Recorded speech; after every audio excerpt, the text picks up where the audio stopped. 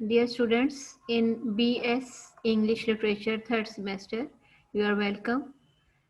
Your first novel is Pride and Prejudice, written by Jane Austen. Here are the characters in Pride and Prejudice. The first is Elizabeth Bennet, the novel's protagonist. आपको पता है कि novel में एक hero है, heroine है और साथ वाले किरदार हैं। तो जो प्रोटैगोनिस्ट है वो बेसिक कैरेक्टर है, हीरो है, उसी के इर्द गिर्द सारी की सारी कहानी जो है वो मूव ऑन होती है। The novels protagonist is Elizabeth Bennet, the second daughter of Mr Bennett. दूसरी बेटी है मिस्टर बेनेट की, मिसिस और मिस्टर बेनेट की दूसरी बेटी Elizabeth Bennet. Elizabeth is the most intelligent and sensible of the 5 Bennet sisters. आप यहीं से अंडरस्टैंड करना शुरू हो जाएंगे कि 5 बहनें हैं, उनमें से सबसे ज्यादा जो ज़हीन है वो एलिजाबेथ बेनेट है। She is well read and quick witted. Educated भी है और उसकी रेडी विट भी तेज है। With a tongue that occasionally proves too sharp for her own good. अपनी ही बेहतरी के लिए वो खूब बोलती है और किसी की परवाह नहीं करती। Her realization of Darcy's essential goodness eventually triumphs over her initial prejudice against him. Darcy एक कैरेक्टर है जिसके बारे में हम आगे जाके पढ़ेंगे, लेकिन वो उसके कैरेक्टर को समझ जाती है कि उसके अंदर जो खूबियां हैं, जो उसकी अच्छाइयां हैं, वाकई उसकी रियलाइजेशन होनी चाहिए और आहिस्ता आहिस्ता इन्हीं खूबियों की बिना पर वो फतह पा लेता है उसकी फ़ख्र और मगरूरियत वाली तबीयत पर। यानी कि एलिजाबेथ बेनेट जो है ये थोड़ी सी प्राइड है। नेक्स्ट हम देखते हैं character.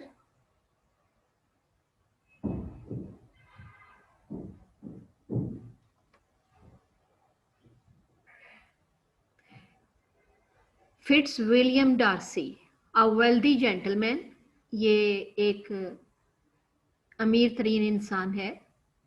The master of Pemberley and the nephew of Lady Catherine and Bourgh, Lady Catherine और बॉर्ग का भतीजा है।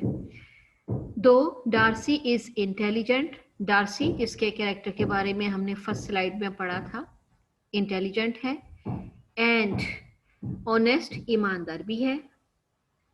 His excess of pride causes him to look down on his social inferiors. अपने आप को जितना भी उसकी इंटेलिजेंस है और ऑनेस्ट होना है और बहुत ज़्यादा मगरूर होने की वजह से वो अपने सोशल सेटअप में अपने आप को थोड़ा सा पीछे महसूस करता है, इन्फीरियरिटी में लेके जाता है।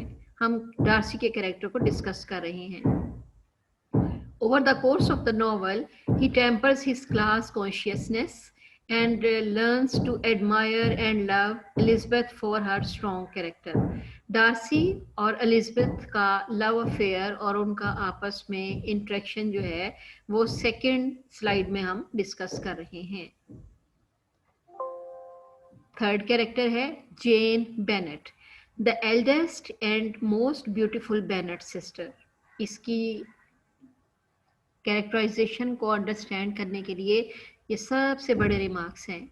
जेन इज मोर रिजर्व्ड, जेन जो है वो रिजर्व रहती है, बात नहीं करती, किसी के साथ फ्री नहीं होती, सोशल कॉन्टेक्स्ट में वो रिजर्व्ड है एंड जेंटलर देन एलिजाबेथ, और वो एलिजाबेथ से ज़्यादा सॉफ्ट हार्टेड है और जेंटल है, शराफत की, परहेजगारी की अमली मिसाल है। The easy pleasantness with which she and Bingley interact contrasts starkly with the mutual distaste that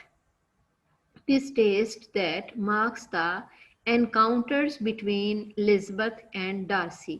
Elizabeth and Darcy की जैसे ही मुलाकात होती है, उनके मिलने जुलने से हम उनके कैरेक्टर को पहचान सकते हैं।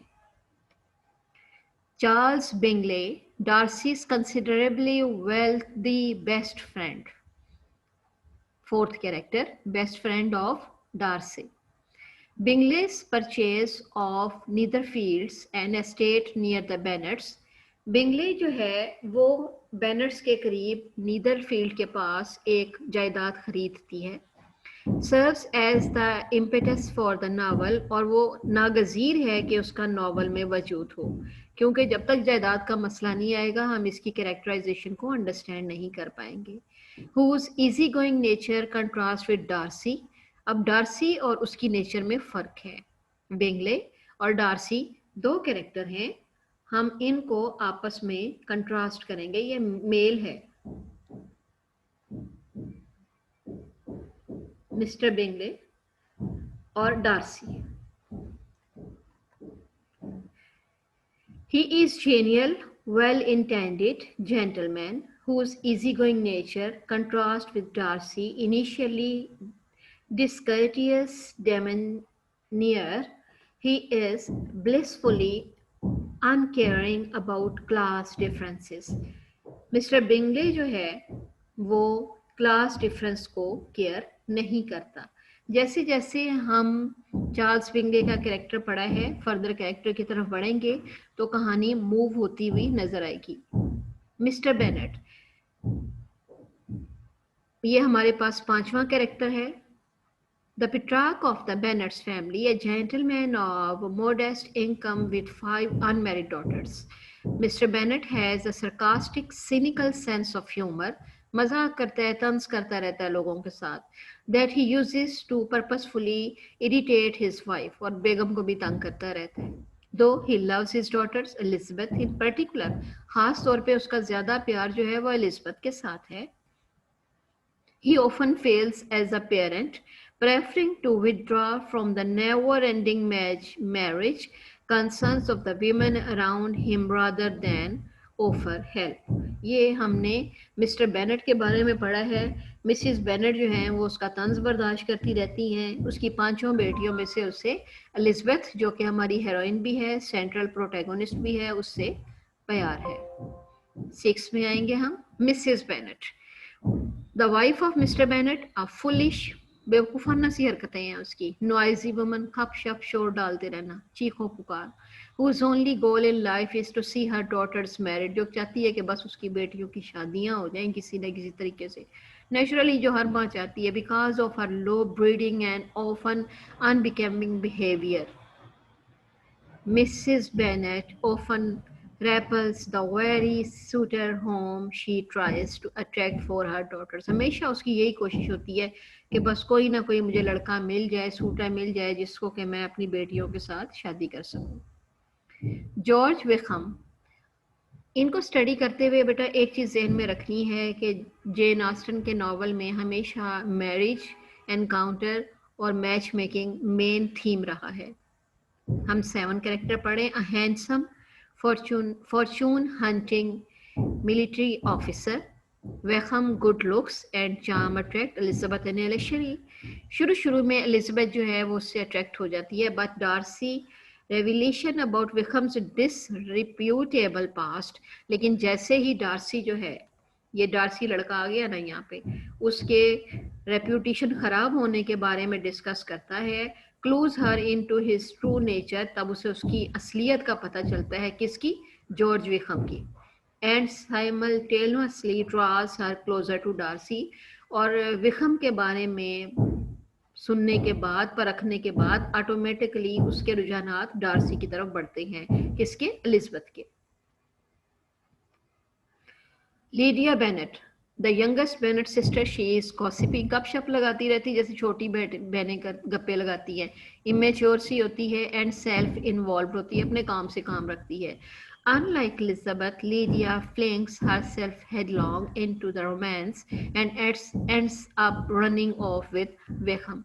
सारा कुछ करके उसको साथ मिला के, छोटी बहन की हेल्प लेके, वो अपने जो है कैसा विकहम का जो है कंडक्ट इसमें जाहिर हो रहा है। मिस्टर कॉलिंस, अ पोम्पस जनरली इडियोटिक क्लर्जीमैन, बनता है कि जनाब मैं बड़ा मजहबी हूँ, मैं क्लर्जीमैन हूँ, who stands to inherit Mrs. Bennet's property, जो कि मिस्टर बेनेट की प्रॉपर्टी को जो है ना वरासत में लेगा। Mister Collins on social status is nothing, कुछ भी नहीं है, to brag about, but he takes great pains to let everyone and anyone know that Lady Catherine de Bourgh serves as his patroness. He is a worst combination of snobbish and obsequious. ये सबसे बड़ी इसके character की पहचान है कि गप्पे लगाएगा, बूस्ट अप करेगा, स्नोबिश एक्टिविटी रखेगा। असल में वो ऐसा होता नहीं है क्योंकि उसको पता है कि उसको दौलत का बहुत बड़ा हिस्सा मिल जाना है। मिस बेंगले स्नोबिश सिस्टर ये भी वैसी है, इसने भी बस सारी हालत दिखानी है। Excuse me. Miss Bingley's bears in inordinate disdain for Elizabeth's middle class background। अब जो है ना मिडिल क्लास बैकग्राउंड को वो नहीं पसंद होता, उनको चाहता है कि जो भी शादी हो वो किसी अपर क्लास फैमिली में हो।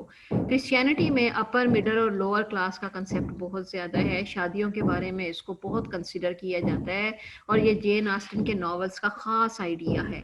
हर vain attempts to garner Darcy's attention. अब वो डार्सी की अटेंशन हासिल करना चाहती है क्योंकि उसका बैकअप स्ट्रॉन्ग है। वो चाहती है कि मैं अमीर घर के हैंडसम लड़के के साथ किसी तरह शादी हो जाए। Cause Darcy to admire Elizabeth self possessed character even more.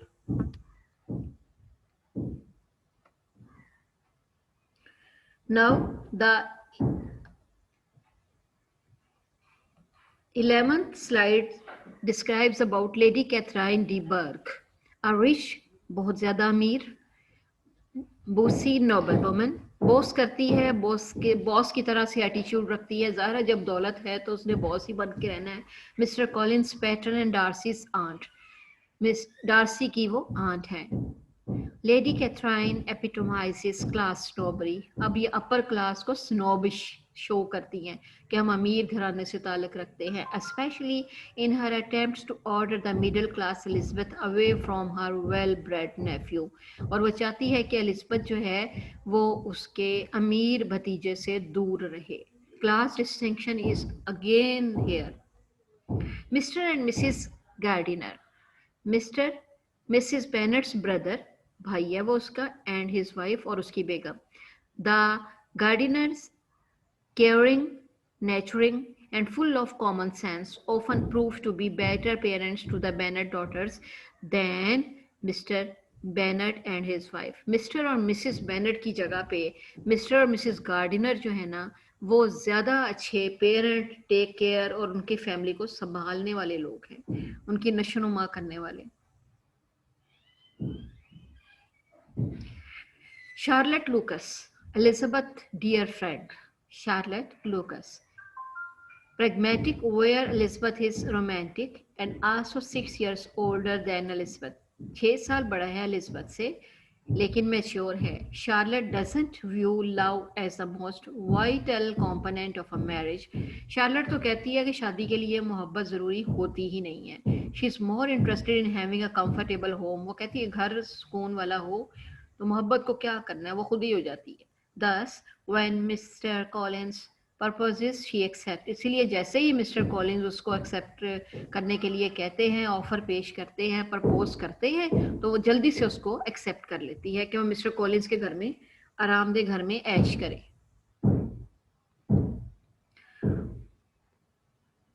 Georgiana Darcy उसकी sister, she is immensely pretty, बहुत खूबसूरत है, एंड जस्ट एज शाय और शर्माती भी है। She has great skill at playing the pianoforte, piano बजाने की उसकी महारत है। Mary Bennet, the middle Bennet sister, bookish and pedantic, हमेशा बस पढ़ती रहती है, उसको सिर्फ और सिर्फ तालीम का शौक होता है।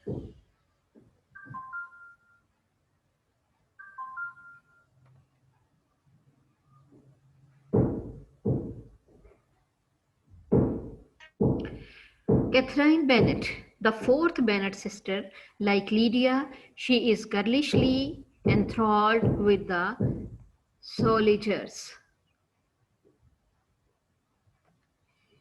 Thank you. This is your characterization. Any question so that we may share here?